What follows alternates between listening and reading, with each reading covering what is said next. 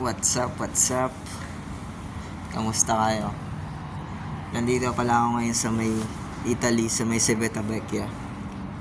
Tama ko sa bus. Kakain na lang ako sa labas. Pupunta sana ako sa Rome, sa may Vatican. Kaso lang, may strike. Kaya medyo alanganin makapunta dun kasi traffic, tsaka yung train possible na delay. Yung biyahe doon 2 hours, almost 2 hours. Sayang.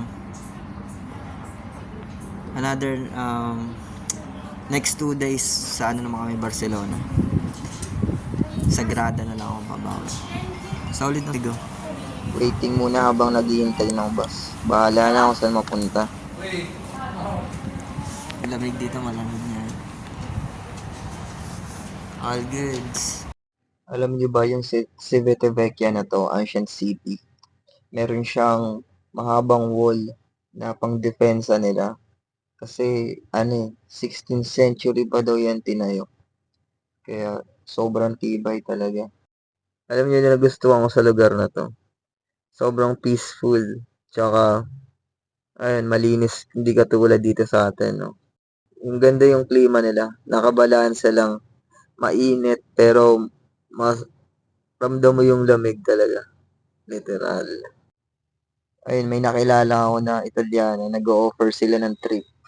Mga 8 to 10 location yung pwede mong puntahan.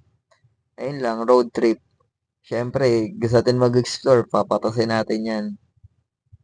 Parang yung ginawa ko sa Egypt na trip. Ganun lang din. Same situation. Pero mas delikado sa Egypt talaga. Literal. Ang kulit dun eh. Walang stoplight. Tapos, pag makikita nilang turista ka, pagkakaguluhan ka nila, tutumpukan ka nila, meron silang coins. Palit daw, palit. Okay, come with me. Spend tayo ng 15 euro na para gumala. Ito, pupunta natin. Saan si tropa? Bahala na, gana lang, no? E abbiamo solo 3 per te, solo 3. No, dico il blu sta ancora qua, passa bene? No, il blu deve andare lì al posto del sito, ma non è andato? Sì, andavo al posto di sito. Ah, perfetto, il bus blu. Perché doveva partire il blu. Sama ko si tropa. Magtutour sa Civitavecchia. Kailangan natin mag-explore. Ito yung sasakyan natin na bus. Marami na rin mapupuntang. What's up, what's up?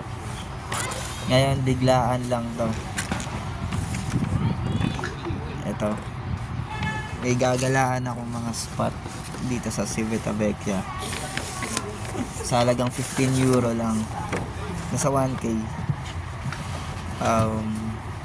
Mapupuntahan ko na siguro mga 8 to 10 location siya. Iikutin. Biglaan nakakain na sana ako eh. Kasi lang affordable naman, tsaka kailangan mag-enjoy, kailangan mag-explore. Kahit ako lang mag-isa doon. Solid ng bus, no? Tapos meron mga kumot. Kasi malamig ngayon dito, malamig. Nasa, I think, 8 degrees or 5. Hindi naman 5, siguro mga 8 to 10 degrees. Nakaraan sa may Venice, 2 degrees eh, sobrang lamig. See you. Durante la segunda parada. Kaya yun, hindi ko sila maintindihan. En la parada número la catedral. Porque cerca de la catedral encontramos paradas también, por ejemplo, el fuerte Miguel Ángel y justo detrás de la catedral hasta la una encuentran también el mercado. Pues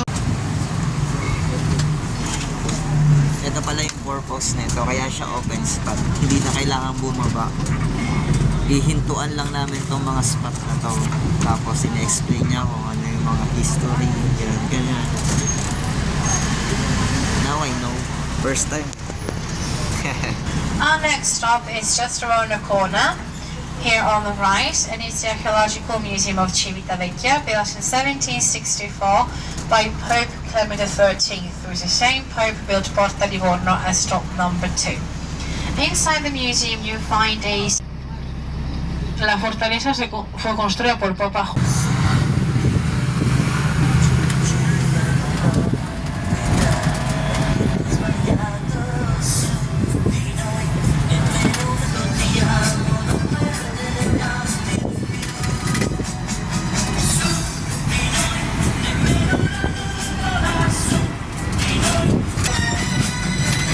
Sobrang solid.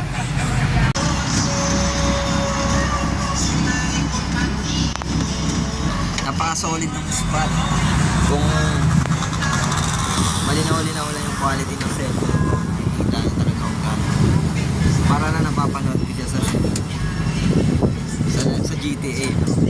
Naglalaro ka ng GTA. Spot yun.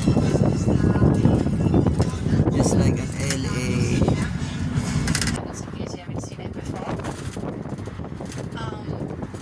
And that statue represents a Japanese samurai. His name is Asakura Tsunenaga. And in order to tell you about his story, I will have...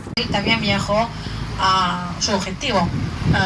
Era establecer relaciones diplomáticas entre Japón y el Estado Vaticano.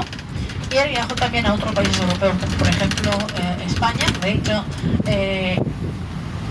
pusieron una estatua muy parecida a la que tenemos aquí en Civitavecchia, en Sevilla. For all the people who want to visit the city centre and of course the promenade. If you decide to get off at stop number 3, you have a couple of options. The first option